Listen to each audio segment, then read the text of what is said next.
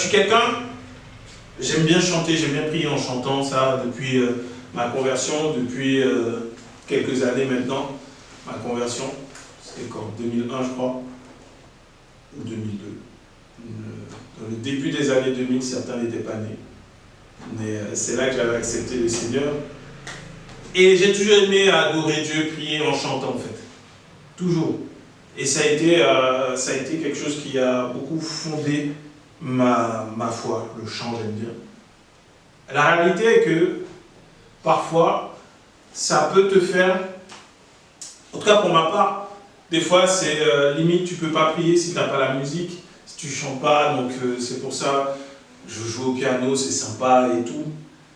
Et il y a quelques temps, j'avais eu la visite de mon père à la maison, et on a prié, je m'étais mis au piano et tout, et puis à un moment il me dit arrête, moi je dis non vas-y prie, j'ai continué de jouer, et après, la pensée m'est venue, mais j'ai réalisé, et je disais à ma femme après sur le chemin le lendemain à l'église, j'ai dit mais en fait, tu vois mon père là, c'est l'époque des chrétiens qui eux, musique, pas de musique, quand ils prient, ça tremble.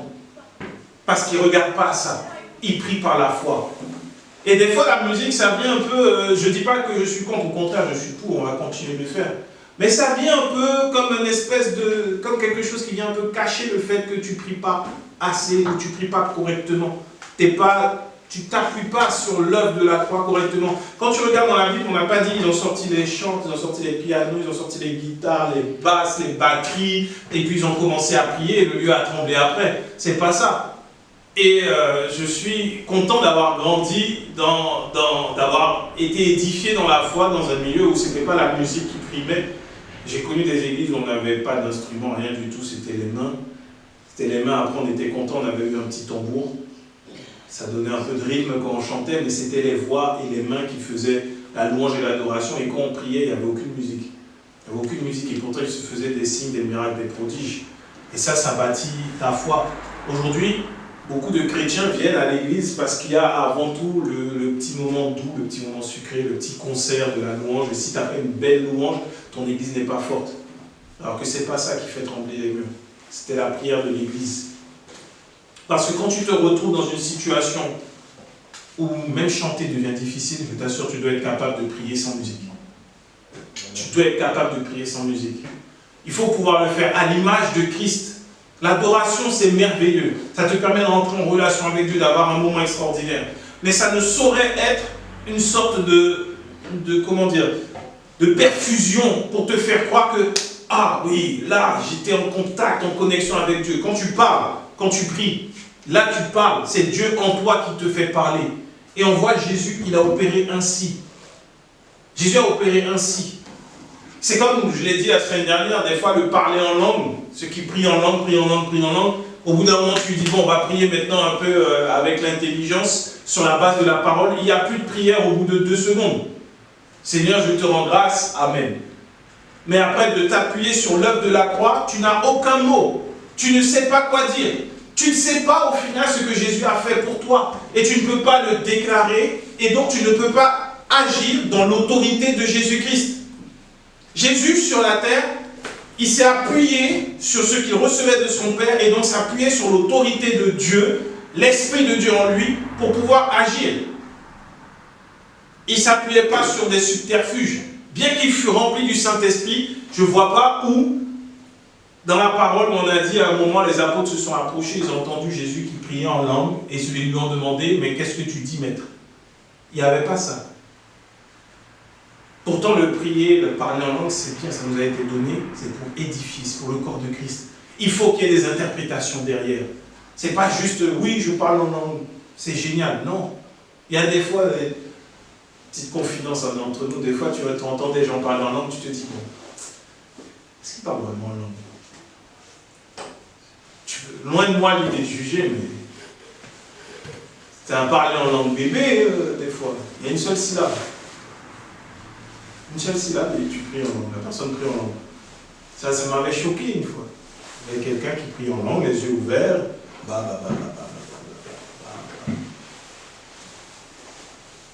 Ok, tu pries en langue. Je ne vais pas juger, c'est Dieu qui juge à la fin, mais voilà, vaut mieux savoir prier aussi avec l'intelligence. Et cette intelligence n'est pas la tienne. Quand Paul dit de prier avec l'intelligence, ça veut dire de façon intelligible, mais c'est par l'esprit. Parce que quand tu reçois quelque chose de l'esprit, tu ne le reçois pas en langue. Quand Dieu vient te parler, il ne te parle pas en langue. Il te parle de façon à ce que tu comprennes. C'est spirituel. Et quand tu parles, et quand quelqu'un t'a édifié, quelqu'un t'a fait du bien, ce n'était pas en te parlant en langue, c'est en te parlant avec une langue intelligible, de sorte à ce que tu sois édifié, pour que ça rentre en toi, esprit, âme et corps. Si quelqu'un vient prier pour ta guérison et qu'il prie en langue seulement, tu ne pourras pas recevoir la guérison. Ce sera difficile puisque ta foi n'est pas là. Tu ne sais même pas pourquoi la personne prie. Tu ne sais pas ce qui s'est passé. Il faut pouvoir s'appuyer sur l'œuvre de la croix et parler, tout comme Jésus le faisait. Et on va regarder une chose aujourd'hui intéressante. C'est comment Jésus a parlé, comment Jésus parlait. Je ne sais pas si... On va faire un peu appel à ta mémoire. Toi qui aimes lire la Bible. Qui n'aime pas lire la Bible là? Je peux faire prendre dans ce sens-là que de dire qui aime lire. Donc, tout le monde est censé avoir au moins lu un passage cette semaine. Amen. Amen. Amen. Amen. Amen. Amen. Et quand tu regardes dans la Bible, dis-moi, toi qui as lu dans la Bible cette semaine, comment Jésus traitait avec les démons? Qu'est-ce qu'il faisait? Tu l'as lu cette semaine. Tu l'as lu. Tu m'as dit que tu as lu cette semaine. Comment il faisait? Bon, tu n'as peut-être pas lu ça. Bon. Mais dans ta mémoire, à un moment donné, tu as lu les évangiles. Il faisait comment? Il priait comment? Il parlait avec autorité. Il parlait. Parlait avec autorité. Parlait. Il parlait. Exactement, il ne priait pas en langue.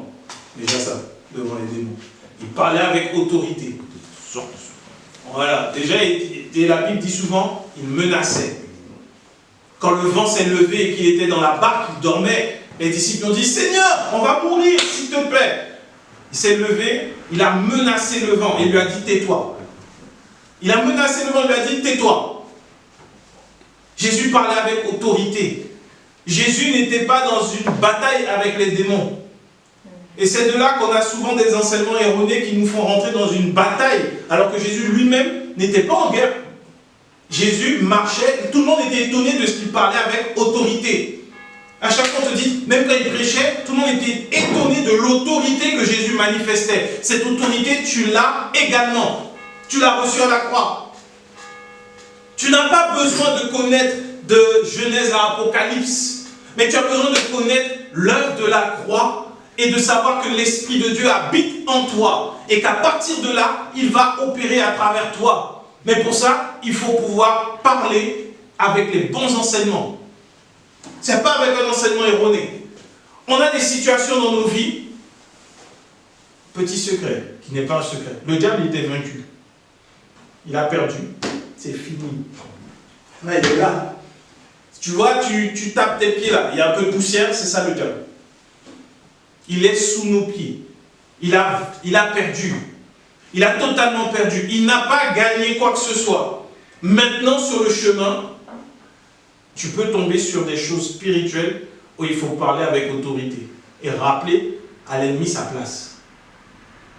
Bien que le diable ait perdu. Tu n'as pas à dire, oui, c'est tel esprit, comme on t'enseigne, il y a telle catégorie de démons, si ce n'est pas le jeûne, si ce n'est pas la prière, si ce n'est pas ça, ils ne vont pas sortir. Il faut reprendre le contexte de ce passage quand Jésus le dit, déjà. Oui, telle catégorie de démons, tu dois aller voir un ancien de l'église qui doit prier pour toi, sinon tu ne vas pas être libéré. Telle catégorie, tu dois faire ci, tu dois faire ça. Tous ces mensonges-là, qui sont donnés comme des enseignements, nous éloignent et ça nous met des œillères. On ne voit plus. On ne voit plus la réalité derrière de ce qu'il faut faire. Sur le chemin, tu dois parler et marcher avec autorité. Quel que soit le domaine, le mariage, la famille, les enfants, les finances, le travail, l'église, l'amitié, quel que soit le domaine, tu dois te tenir et parler avec autorité, comme Jésus faisait. On va regarder ensemble Luc. On va aller dans le livre de Luc, le chapitre 9, le verset 28. Luc 9, 28. Luc 9, verset 28 On va voir 2 épisodes intéressants avec Jésus. Et on va aller jusqu'au verset 45. Premier épisode, c'est la transfiguration. Au verset 28 de Luc 9, il est écrit: environ 8 jours après qu'il eut dit ces paroles, Jésus prit avec lui Pierre, Jean et Jacques, et il monta sur la montagne pour prier. Pendant qu'il priait, l'aspect de son visage changea et son vêtement devint d'une éclatante blancheur. Et voici 2 hommes s'entretenaient avec lui. C'était Moïse et Élie qui apparaissaient dans la gloire, parlaient de son départ, qu'il allait accomplir à Jérusalem. Pierre et ses compagnons étaient appesantis par le sommeil. Une autre version dira qu'ils dormaient profondément, appesantis par le sommeil. Mais s'étant tenus éveillés, ils virent la gloire de Jésus et les 2 hommes qui étaient avec lui. Au moment où ces hommes se séparaient de Jésus, Pierre lui dit: Maître, il est bon que nous soyons ici. Dressons 3 tentes pour toi, une pour Moïse et une pour Élie. Il ne savait ce qu'il disait. Comme il parlait ainsi, une nuée vint les couvrir et les disciples furent saisis de frayeur et en les voyant entrer dans la nuée. Et la nuée sortit, et de la nuée sortit une voix qui dit: celui-ci est mon fils élu, écoutez-le. Quand la voix se fit entendre, Jésus se trouva seul. Les disciples gardèrent le silence et ils ne racontèrent à personne en ce temps-là, rien de ce qu'ils avaient vu. Au verset 37, le lendemain, donc une fois que ça se produit, le lendemain, lorsqu'ils furent descendus de la montagne, une grande foule vint au-devant de Jésus, et voici, du milieu de la foule, un homme s'écria: Maître, je t'en prie, porte les regards sur mon fils, car c'est mon fils unique. Un esprit le saisit, et aussitôt il pousse des cris, et l'esprit l'agite avec violence, le fait écumer, et a de la peine à se retirer de lui. Après l'avoir tout brisé, j'ai prié tes disciples de le chasser, et ils n'ont pas pu. Race incrédule et perverse, répondit Jésus. Jusqu'à quand serai-je avec vous et vous supporterai-je? Amène ici ton fils. Comme il approchait, le démon le jeta par terre et l'agita avec violence. Mais Jésus menaça l'esprit impur, guérit l'enfant et le rendit à son père. Et tous furent frappés de la grandeur de Dieu. Tandis que chacun était dans l'admiration de tout ce qu'il faisait, de tout ce que faisait Jésus, il dit à ses disciples: pour vous, écoutez bien ceci. Le Fils de l'homme doit être livré entre les mains des hommes. Mais les disciples ne comprenaient pas cette parole. Elle était voilée pour eux, afin qu'ils n'en eussent pas le sens, et ils craignaient de l'interroger à ce sujet. Amen. Amen. Le verset 42 dans la version du Semeur dit: pendant que l'enfant s'approchait, le démon le jeta par terre et l'agita de convulsions. Jésus commanda avec sévérité à l'esprit mauvais de sortir. Il guérit le jeune garçon et le rendit à son père. Donc là où la parole en version seconde dit menaça, on dit qu'il commanda avec sévérité. C'est beaucoup plus clair. Il y a des situations où tu dois commander avec sévérité. Et là, tu ne veux pas me dire que tu restes tout doux, tout... On te dit tu commandes avec sévérité. Tu commandes avec sévérité. Et pourtant, dans cette situation, il y a énormément de choses que la Bible nous a révélées dans ce passage. Si tu prends le temps de relire, je t'encourage à le faire à la maison. Au début, au verset 28, Jésus est à la montagne avec Pierre, Jacques et Jean. Et alors que les 3 sont en train de dormir, Jésus, lui, il est en train d'être transfiguré. La gloire de Dieu est sur lui, son vêtement est plus blanc que la neige. Élie et Moïse viennent lui parler. La loi et les prophètes. Moïse, la loi, Élie, les prophètes.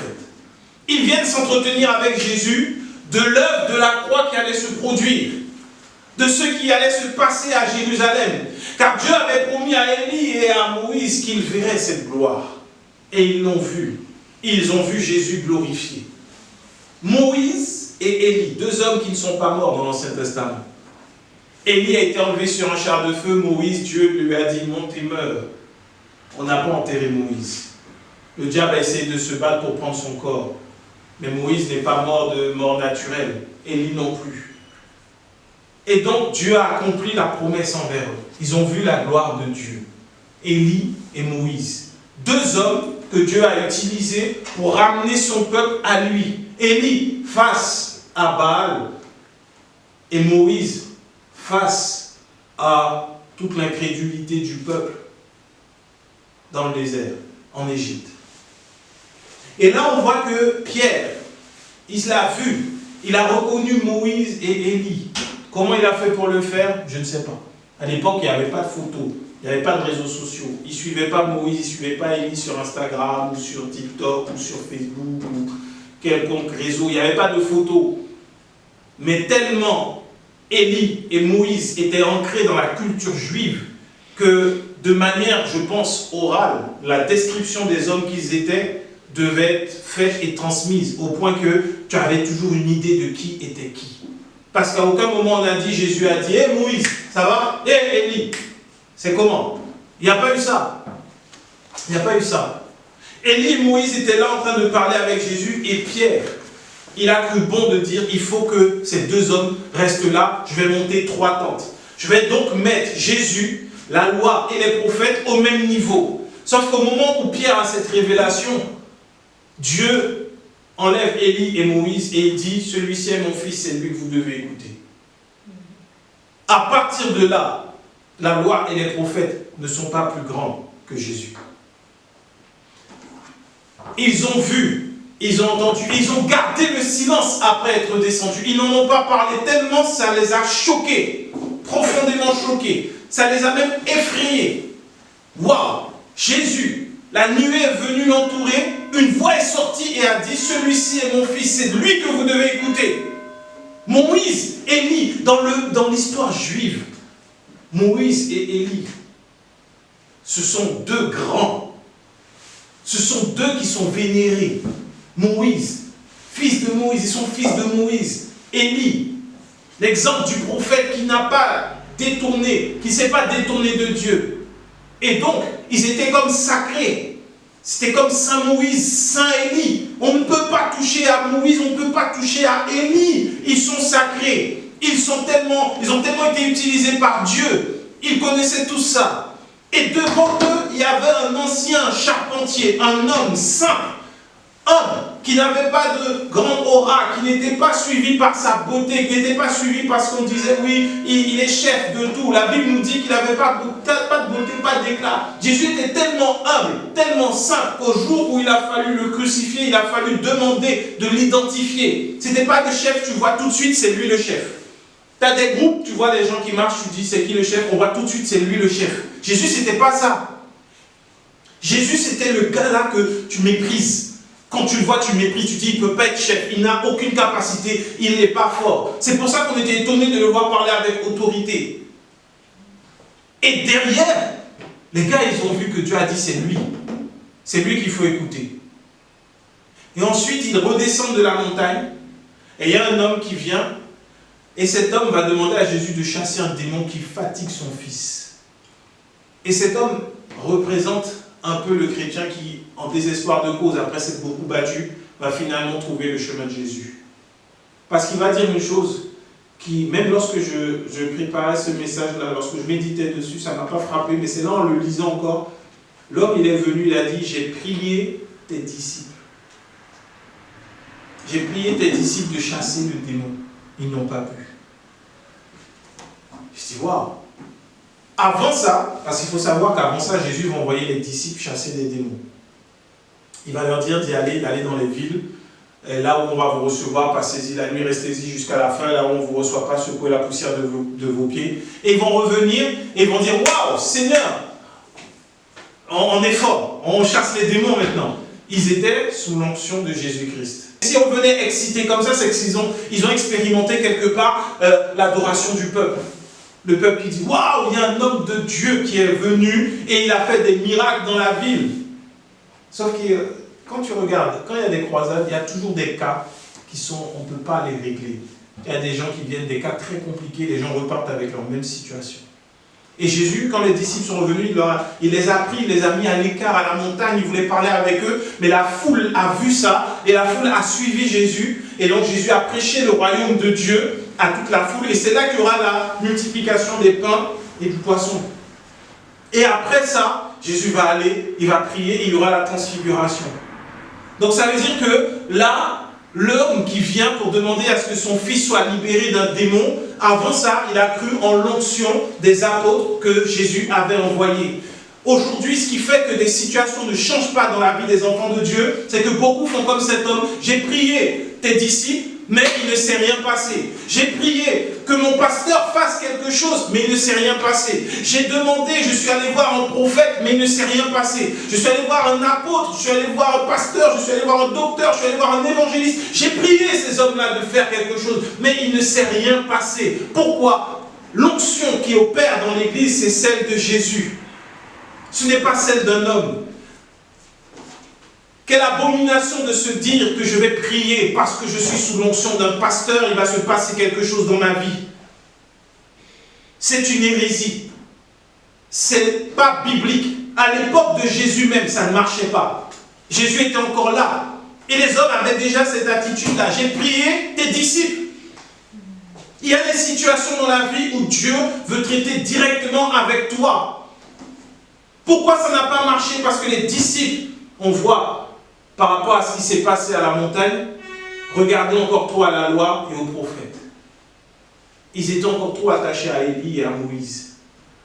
Pierre, ayant évolué avec Jésus, malgré que Pierre lui-même va dire qu'il est le Fils de Dieu, il va voir ça, Pierre va marcher sur l'eau, Pierre va voir énormément de miracles, il va vivre, il va côtoyer Jésus de façon très proche, intime, des choses qui ne sont pas marquées dans la Bible. Malgré tout, il va voir Élie et Moïse et il va dire, il faut mettre 3 tentes au même niveau. On ne peut pas mettre la loi et les prophètes au même niveau. Ce qui nous empêche d'avoir de l'autorité et de marcher dans l'autorité de Christ, c'est parce que la loi et les prophètes sont encore trop inscrits dans nos cœurs. On veut voir ce qui s'est passé avec Élie, ce qui s'est passé avec Élisée. On veut voir ce qui s'est passé avec Samuel se passer encore dans nos vies. On pense encore à cette veuve qui avait besoin de pain, de farine, et il y a eu la multiplication. On veut que ça se passe comme ça, qu'un homme de Dieu vienne nous voir et dise « Ah, c'est toi que Dieu m'a révélé, c'est toi que j'ai vu, je suis venu t'apporter une prière spéciale. » Il y en a qui ont encore ça dans le cœur. Ou encore la loi. On se dit « Non, tu ne peux pas recevoir quelque chose de Dieu avec l'état de ta vie. Tu ne peux pas avec la façon dont tu agis, tu ne pries pas assez, tu ne fais rien à l'église, tu ne peux rien recevoir. » Et cette condamnation interne fait que quand tu viens parler à un démon vaincu, tu n'as aucune autorité. Parce que la loi et les prophètes sont encore trop présentes en toi. Il nous faut rejeter ça. Le problème, c'est que le principe de la loi et des prophètes demeure aujourd'hui encore. Quand tu dois encore t'approcher de l'homme de Dieu avec une offrande, c'est un principe qui se faisait avec les sacrificateurs, les prophètes. Tu ne peux pas venir devant un prophète avec la main vide. Quand on te dit que tu dois être soumis à ton autorité, sinon Dieu est en colère contre toi. Là encore, c'est des principes mensongers qui te font t'éloigner de Dieu. Là, l'homme, simplement, il a dit, j'ai demandé, j'ai prié. La Bible ne dit pas j'ai demandé, il dit j'ai prié. La Bible ne met pas un mot par hasard. Il n'y a pas un mot par hasard. J'ai prié tes disciples. Parfois, subtilement, à cause des enseignements, les gens ne se retrouvent plus à prier Dieu. Ils sont bercés par de la louange merveilleuse. C'est bien, ça touche les émotions. Où Dieu parfois n'est même pas là. Tu es juste content, c'est ta chair qui est contente. La même louange qui te fait pleurer, c'est la même façon tu seras touché par une chanson d'un chanteur du monde. Quelle est la différence avec Dieu?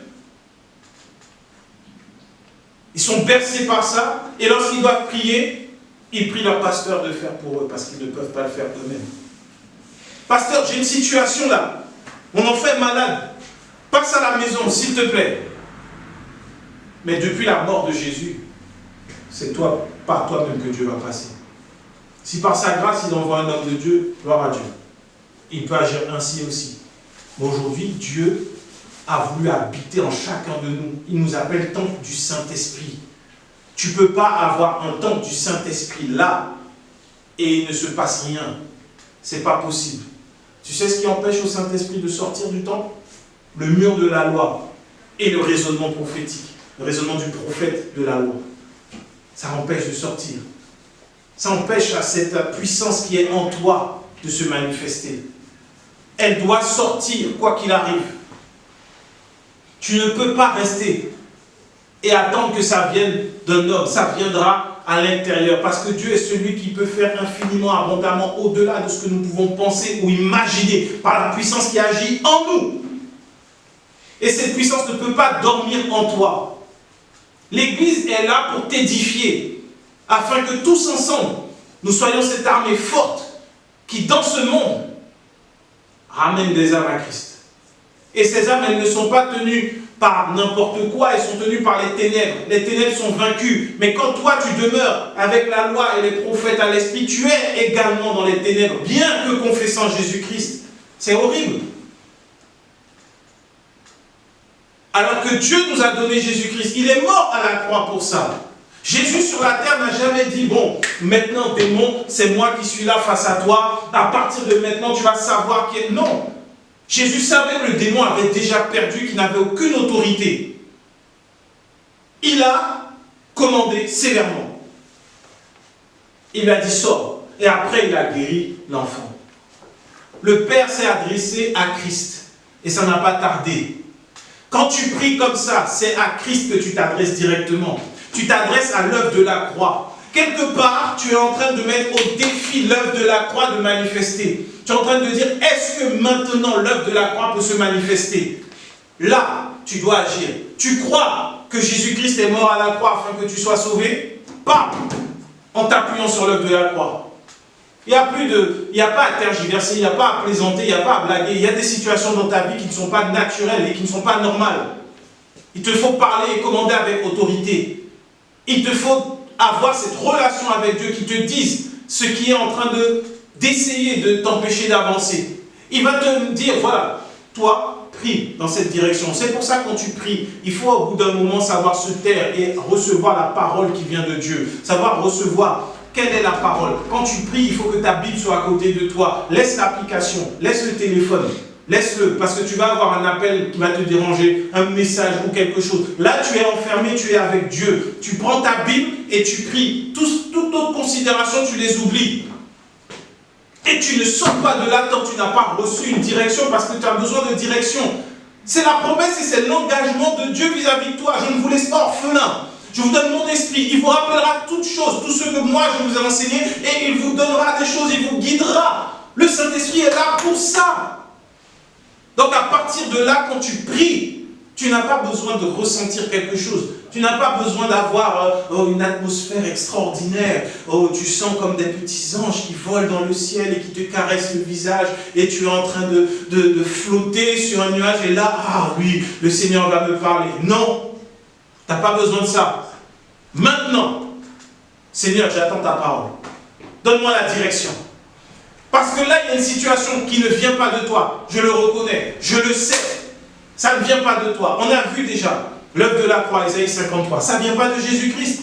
Cette situation n'est pas normale. Le monde ne peut pas le faire. C'est spirituel. À partir de là, il y a un espèce d'insecte spirituel qu'on appelle démon qui est en train d'essayer de t'empêcher d'avancer et d'évoluer bien, de toucher à ta foi. Tu commandes avec autorité, sévèrement. Esprit de pauvreté, toi maintenant qui touche à ma capacité à travailler, je te parle, tu sors de ma vie et tu te tais. À partir de maintenant, je marche dans la prospérité de Christ, car Christ s'est fait pauvre à la croix, afin que moi, je sois enrichi. Et là, tu n'es pas en train de rechercher l'argent, tu rappelles ce que Christ a fait à la croix. Il y en a de même dans tous les domaines de ta vie. Tu commandes sévèrement. Voilà comment tu dois parler. Voilà comment tu dois prier. Ce n'est pas une question de musique, juste parler en langue. Le parler en langue va t'édifier, va te faire du bien. Enlève tous les enseignements qui te font croire que tu as besoin de suivre des protocoles, des lois, ni quoi que ce soit. Il y a une heure précise. Tu prends un temps devant Dieu et tu dis, Seigneur, ouvre-moi les yeux. Que je vois tous les domaines où je n'ai pas parlé avec l'autorité que tu m'as donnée pour avancer dans ce monde de ténèbres. Car je suis la lumière. Là où il y a la lumière, les ténèbres ne peuvent pas demeurer. S'il demeure encore un peu d'ombre dans une pièce où il y a de la lumière, c'est-à-dire que la lumière n'est pas assez forte. Tu as besoin de plus de lumière, plus de parole. Entre allumer une pièce noire avec une bougie et l'allumer avec une lampe LED puissante, il y a deux différences. C'est là la seule différence. C'est ta capacité à grandir dans la foi. C'est tout. Ce n'est pas une question d'appel. Il ne faut pas croire qu'un pasteur a plus de foi que toi. Il ne faut pas croire qu'un apôtre a plus de foi que toi, a plus de spiritualité que toi. C'est complètement faux. Ce sont, Paul le dit, hein, ce sont des choses qui paraissent bien. Ça semble être de la piété. Les gars, ils vendent des jeunes, ils vendent des retraites. Ils disent, ils ont fait ci, ils ont fait ça. Alors que derrière, ce sont des êtres humains qui n'ont pas plus d'autorité que toi. Dieu n'a pas donné une autorité ni une onction spéciale à un homme. C'est faux. La seule véritable onction, c'est celle de Jésus-Christ. Et pour qu'elle puisse couler et opérer dans ta vie, c'est par la foi. Tu le reçois par la foi, pas sur la base de tes œuvres. Ta vie spirituelle n'est pas dictée par le fait de « je dois prier ». Non. Je dois lire ma parole. Ah, je n'ai pas fait ma prière du jour. Non. Je prie parce qu'il y a des choses qui se passent dans ce monde et c'est ma responsabilité en tant que lumière du monde de savoir quelles sont ces choses et ce qu'il y a derrière. Ta prière peut transformer ton pays, ta ville, ta famille, ton environnement, ton travail. À partir de là, tu penses que c'est une obligation? Est-ce que tu crois que tu as besoin de parler avec Jésus? C'est juste ça. Tu ne crois pas? Ok, continue. Et les ténèbres vont continuer de t'environner. Le livre de Jean te dit clairement que Jésus est la lumière du monde. Et que cette lumière est venue et que les siens ne l'ont pas reconnue. On peut lire ça rapidement dans le livre de Jean. Jean 1.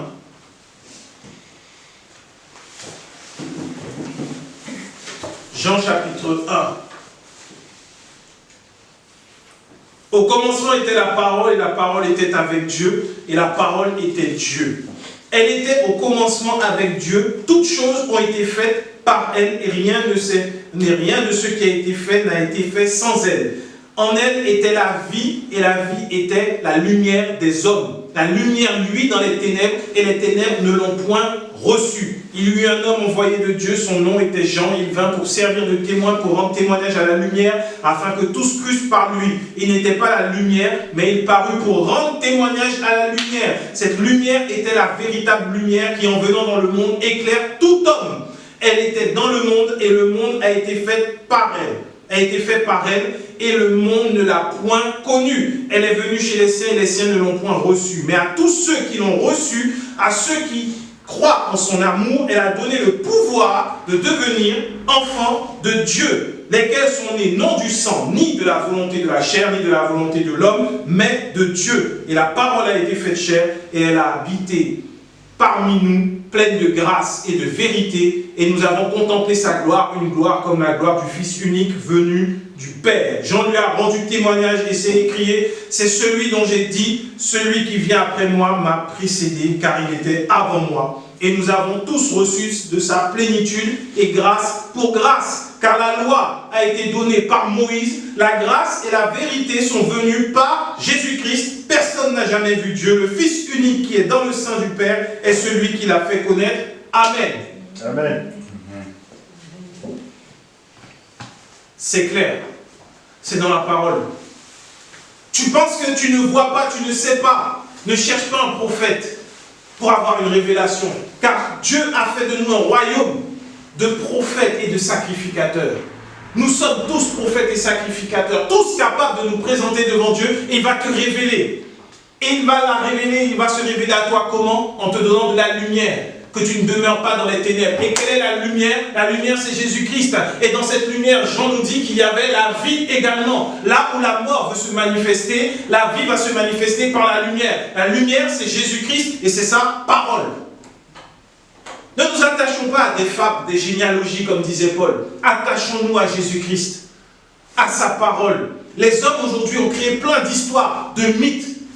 Aujourd'hui, dans l'Église, on est gangréné par du storytelling, par de la communication. On te donne une histoire, on te donne une image. Et il y a l'homme de Dieu et l'homme. Pour avoir été pendant des années derrière, pour voir l'homme, je vous assure, il n'y a pas de choses, il n'y a pas de... Il ne faut pas être intimidé. Ça reste des hommes qui font des erreurs comme tout le monde, qui pêchent comme tout le monde, mais qui ne sont là que par grâce.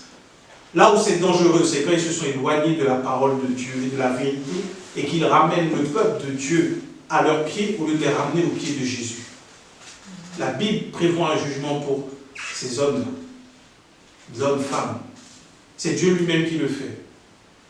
Le plus important, c'est que toi, tu as reçu Jésus. Toi, tu as reçu Jésus.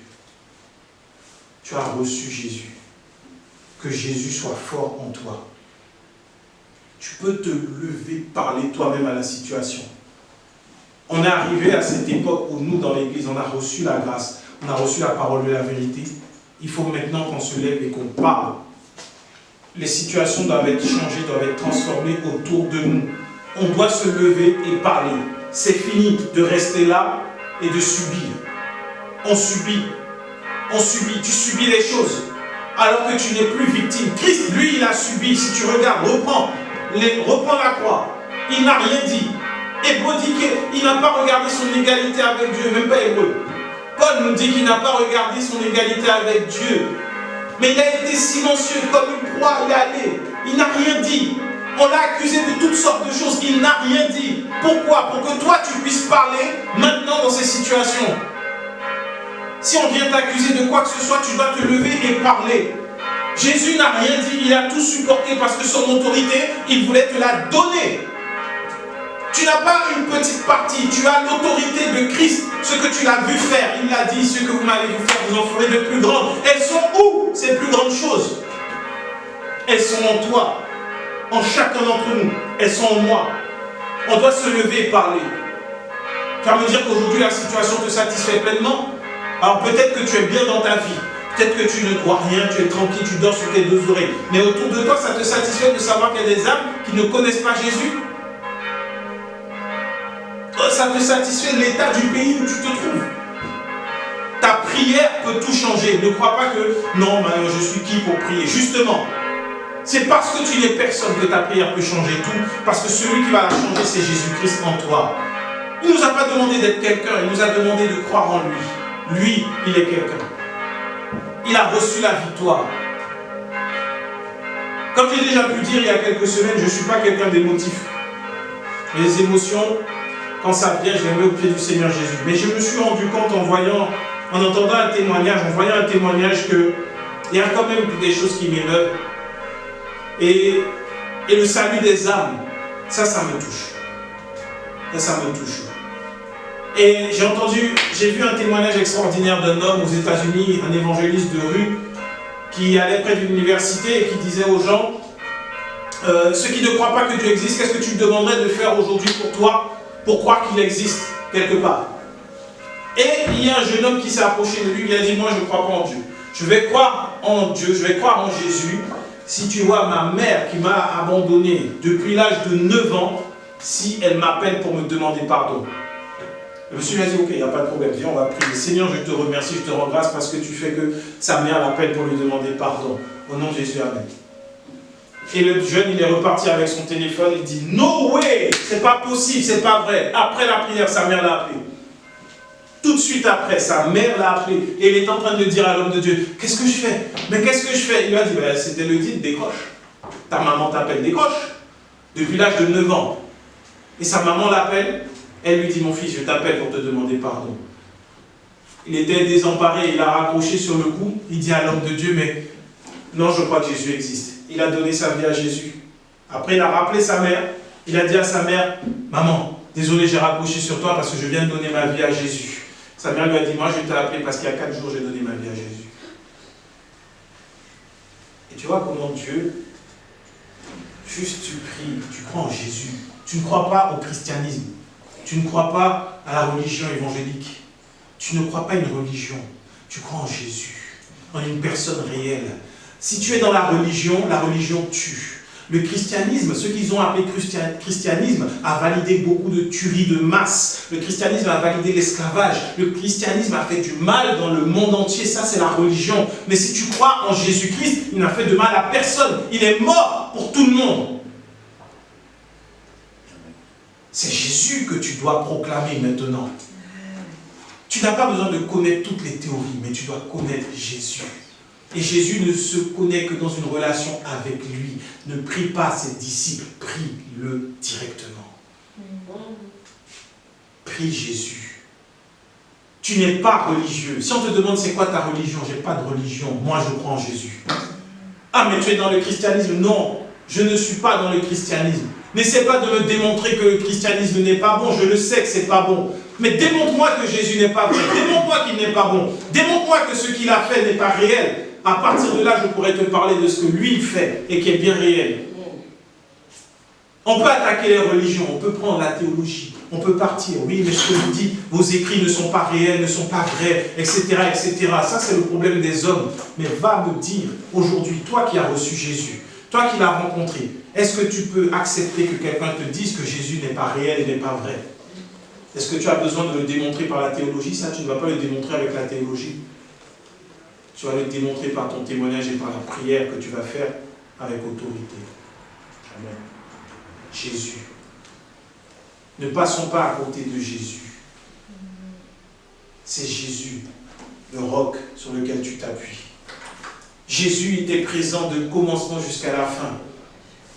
Dans le jardin d'Éden, c'est lui qui a été tué déjà pour pouvoir vêtir Adam et Ève. Le bâton de Moïse, c'était Jésus. Jésus était l'arche de Noé. Jésus, il était le sacrifice présenté par Élie. Jésus était présent dans le désert avec le peuple d'Israël. Il était ce rocher qui a été frappé dont l'eau est sortie. Il était cette nuée. Jésus, il était le manteau d'Élie. Jésus, il était le troisième homme, le quatrième, avec Shadrach, Meshach et Abednego. Jésus, il est présent du début à la fin. Ne pense pas qu'il est mort. Il est vivant aujourd'hui. Il est vivant. Et quand tu t'appuies sur le vivant, c'est sa vie qui va se manifester.